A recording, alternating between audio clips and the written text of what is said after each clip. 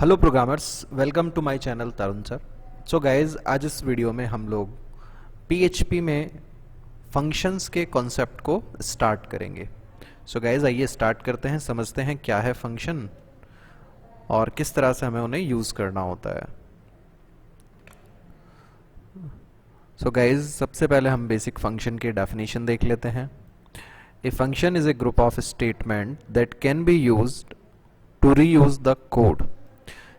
Function एक group of statement होता है जिसे हम कोड को रीयूज करने के लिए उपयोग में लेते हैं, या फिर हम ऐसा भी कह सकते हैं बच्चों कि फंक्शन जो है बेसिकली वो एक ग्रुप ऑफ स्टेटमेंट्स को दिया गया नाम होता है।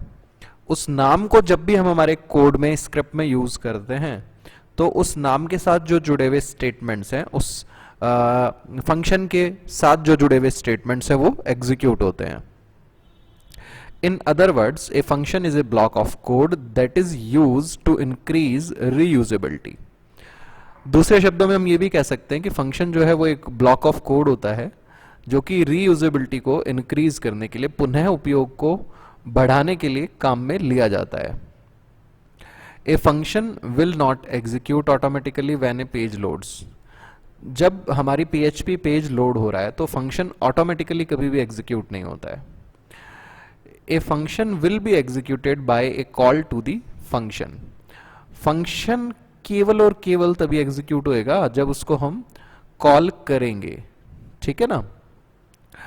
We have two types of functions. Basically हमारे पास दो टाइप हैं फंक्शन के, दो मेजर कैटेगरीज हैं। पहली होती है हमारे पास लाइब्रेरी और इनबिल्ट फंक्शंस, और दूसरी होती है हमारे पास यूजर डिफाइंड फंक्शंस। बच्चों ध्यान रखना कि कोई सी भी स्क्रिप्टिंग या प्रोग्रामिंग आप लोग यूज कर रहे हो, सभी में फंक्शन का कॉन्सेप्ट जो है वो आपको मिलेगा। तो जो बेसिक आप यहाँ सीखोगे, कल को अगर आप जावास्क्रिप्ट सीखते हो या पाइथन सीखते हो तो उसी से मिलता जुलता कॉन्सेप्ट फंक्शन का वहां पे भी आपका काम आएगा। हाँ, ज्यादा से ज्यादा ये हो सकता है कुछ कीवर्ड वगैरह थोड़े डिफरेंस हो सकते हैं, लेकिन बेसिक कॉन्सेप्ट वही रहेगा। तो आइए सबसे पहले लाइब्रेरी या इनबिल्ट फंक्शंस को हम देख लेते हैं। सो PHP has lot of library function that can be called directly from within a script. These are called a library functions. PHP में बहुत सारे हमारे पास पहले से बने हुए फंक्शंस हैं, ग्लोबल फंक्शंस भी कह सकते हैं उनको, जो कि हम किसी भी PHP स्क्रिप्ट में यूज ले सकते हैं। डायरेक्टली उन्हें कॉल कर सकते हैं। उनके लिए कोई कोड एक्स्ट्रा हमें लिखने की नीड नहीं है, उनको कहीं क्रिएट करने की नीड हमें नहीं होती है। दूसरे हमारे पास user defined functions. So guys, these functions are created by programmers और यूजर्स। मतलब जो PHP को यूज करने वाले लोग हैं उनके द्वारा जो कोड लिखा जा रहा है, लाइक जैसे हम अगर हमारा कुछ फंक्शन लिख रहे हैं, सो वो हमारा आता है कि यूजर डिफाइंड फंक्शन की कैटेगरी में। इस पर्टिकुलर वीडियो में हम केवल यूजर डिफाइंड फंक्शन को जो है वो यूज करने की बात करेंगे। सो गाइज, सबसे पहले यूजर डिफाइंड फंक्शन को देख लेते हैं हम। A user defined function declaration start with the word function. PHP में हम लोग फंक्शन क्रिएट करने के लिए यूज करते हैं किसे, बेसिकली हम यूज करते हैं फंक्शन कीवर्ड को। और जो बेसिक सिंटेक्स है हमारा वो इस तरह से हमें दिखाई देता है। लाइक सबसे पहले हम लिखते हैं फंक्शन कीवर्ड, उसके बाद जो हमें फंक्शन बनाना है उसका नेम, देन पैरेंथेसिस, आगे जाके हम आर्ग्यूमेंट का कॉन्सेप्ट देखेंगे, और उसके बाद इस कर्ली ब्रैकेट की बॉडी में हमारे स्टेटमेंट्स आ जाएंगे। नाउ ये जो फंक्शन हमने बनाया है इसे हमें कॉल करना होगा। तो कॉल जब हम करेंगे, यानी इसको एक्टिव करवाना है, तो उस टाइम हम सिंपली लिखेंगे फंक्शन का नेम, पैरेंथेसिस एंड सेमीकोलन। ये जो स्टेटमेंट होगा बच्चों, ये क्या करेगा, इस कोड को एक्टिव करने का काम करेगा। ठीक है। अगर सपोज हमने फंक्शन, ये जो बनाने वाला काम है ये इधर है, एक बार बना दिया, उसके बाद हम 4 बार कॉल करेंगे तो 4 बार फंक्शन का स्टेटमेंट जो है वो एग्जीक्यूट हो जाएंगे।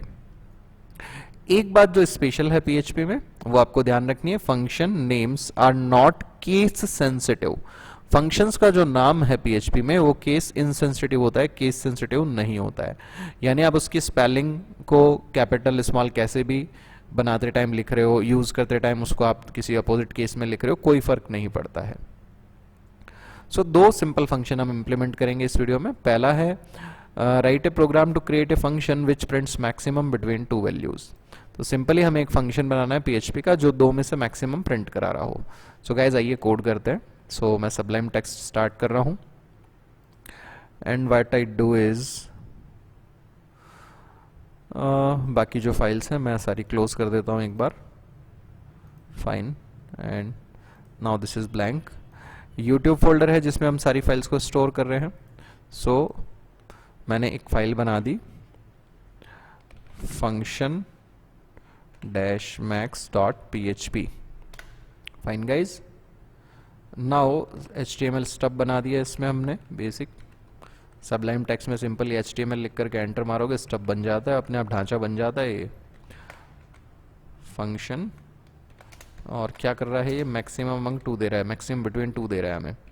नाउ PHP स्क्रिप्ट बनाई हमने एक।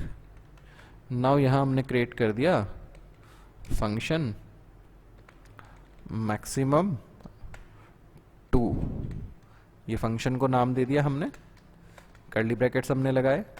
एक $x बराबर ले लिया हमने 100, $y बराबर हमने समथिंग कुछ वैल्यू ले ली। देन सिंपली हमने एक $max ले लिया और कंडीशन लगाई $x अगर बड़ा है $y से। देन क्वेश्चन मार्क के बाद हमने लिख दिया $x, कॉलन के बाद लिख दिया हमने $y। और इसको हम इको करा देते हैं।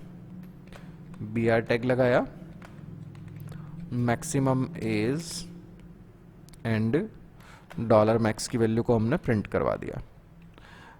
नाउ देखिएगा ये फंक्शन अभी मैंने बना दिया है, बट ये अपने आप एग्जीक्यूट नहीं होगा। मैं इस फाइल को जब ओपन करूंगा सर्वर पे तो फंक्शन का कोड डायरेक्टली एग्जीक्यूट नहीं होता, उसे हमें कॉल करना पड़ता है। सो यहाँ लोकल होस्ट यूट्यूब तक मैंने सर्वर वगैरह स्टार्ट किया हुआ है और ये खुला हुआ है। तो function -max.php, कुछ नहीं आया, ब्लैंक आउटपुट एकदम। क्यों? क्योंकि हमारा फंक्शन बना हुआ है बट कॉल नहीं किया तो उसका कोड काम नहीं करेगा।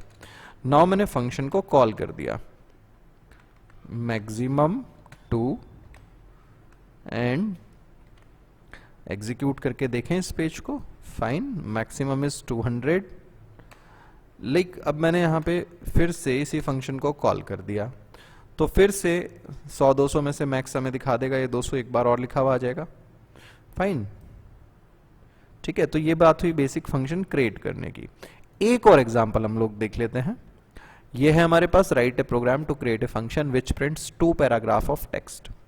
तो ये तो बच्चों बिल्कुल सिंपल है। देखो एक नया फंक्शन लिख देते हैं हम लोग, ये कॉल हटा देते हैं, बाकी ये फंक्शन तो पढ़ा ही है, इससे हमें कहाँ दिक्कत है। जब तक हम कॉल नहीं करेंगे कुछ काम नहीं करेगा, तो इसको पढ़ा रहने देते हैं, इग्नोर करते हैं इसको। नाउ हमने एक फंक्शन बनाया प्रिंट पैराज, 2 पैराग्राफ प्रिंट करवाने हमें इससे। सो मैंने क्या किया, मैंने सबसे पहले एक p1 इक्वल टू वेरिएबल बना दिया और इसमें मैंने डाल दिया लोरेम टेक्स्ट। लोरेम टेक्स्ट ऐसे ला सकते हैं, देखो सीधा ये लोरेम आया, इसको अपन कॉपी पेस्ट कर देते हैं बच्चों। इसको अपन कॉपी पेस्ट कर देते हैं कहाँ, यहाँ पे। फाइन गाइज, ये एक पैराग्राफ के लिए टेक्स्ट हो गया। ऐसे ही एक $p2 बना दिया मैंने, इसमें भी ये वैल्यूज हमने कॉपी पेस्ट कर दी एंड इनको पैराग्राफ की फॉर्म में डिस्प्ले कराना है। अभी लाइक p1 p2 को मैं डायरेक्ट अगर डिस्प्ले कराता हूं, p1 को हमने डिस्प्ले करा दिया और इको करा दिया हमने $p2, सॉरी p2। नाउ इसको एग्जीक्यूट कर लें एक बार। खैर अभी तो ये सिर्फ हमने बनाया ही है तो कुछ भी आउटपुट नहीं आ रहा है। नाउ हम कॉल कर लेते हैं प्रिंट पैराज। फाइन, इसको रिफ्रेश कर लेते हैं। अभी सिंगल आ रहा है, पूरा एक साथ आ रहा है ना। सो मुझे क्या करना है, इसको 2 अलग अलग पैराज में लाना है। तो अपन क्या करेंगे,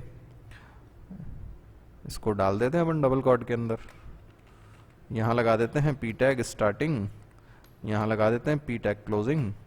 सिमिलरली दूसरा पैराग्राफ है,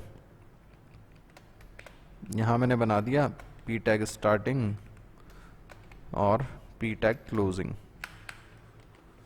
let's execute now. Fine guys, ये दो अलग अलग पैराग्राफ्स आ गए। अब आप चाहो तो इस पर फॉर्मेटिंग भी अप्लाई कर सकते हो CSS की। लाइक सपोज मैंने p इक्वल टू ID दे दी इसे, p ID इक्वल्स टू, इसको मैंने नाम दे दिया पैरा 1, मतलब ID दे दी पैरा 1, और इसको मैं ID दे रहा हूँ पैरा 2। Let's see this.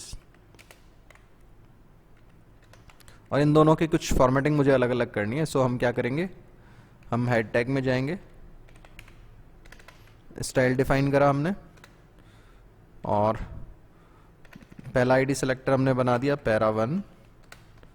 इसका सपोज हमने बैकग्राउंड कलर चेंज कर दिया, हमने कर दिया सियान, और हैश पैरा 2 जो है उसका बैकग्राउंड कलर कर दिया हमने पाउडर ब्लू कर देते हैं। फाइन गाइस, अब हम रिफ्रेश कर लेते हैं पेज को।